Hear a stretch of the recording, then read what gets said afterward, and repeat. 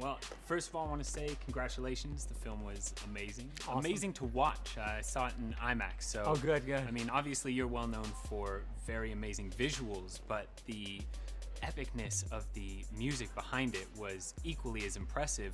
What inspired you to bring on Hans Zimmer and Junkie XL, combining two completely different styles into one? You know, Junkie, we had worked with on 300, Rise of an Empire. He did the music for that movie, and he's friends with Hans anyway. And those two knew each other, and and Hans, of course, did Man of Steel. And then when Hans and I started talking about, he was a little bit like, oh my gosh, I've been doing Batman. I did a whole 3-movie trilogy of Batman. It's a little bit scary to think of just having to think of another thing for Batman, although he did. So I think that was where the sort of partnership was born. Like, hey, my brother, come into this world of Batman with me.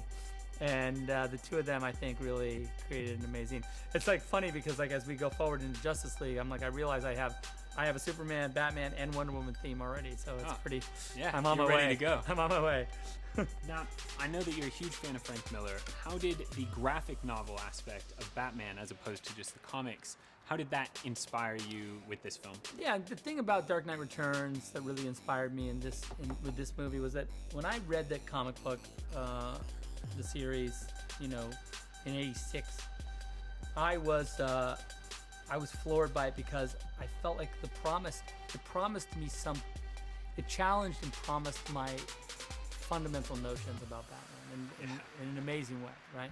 And I was like, holy dang, like this is something else. And so it really sort of inspired me to sort of reconnect with Batman as a character and comic books in general.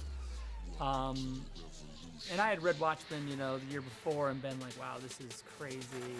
It's just like comic books are just out of their minds right now. And taking a different turn. Yeah, and it's, by the way, great. And so I think that like and the reason why I sort of wanted to homage that comic book in this movie as much as possible was to say thank you to Frank for sort of giving me back Batman in a way that I could understand, and it was modern and interesting and sort of like he was reborn, And I think that though we don't follow that story necessarily, the imagery that I chose to try and emulate in the movie was a way of me saying, hey, thank you, Frank,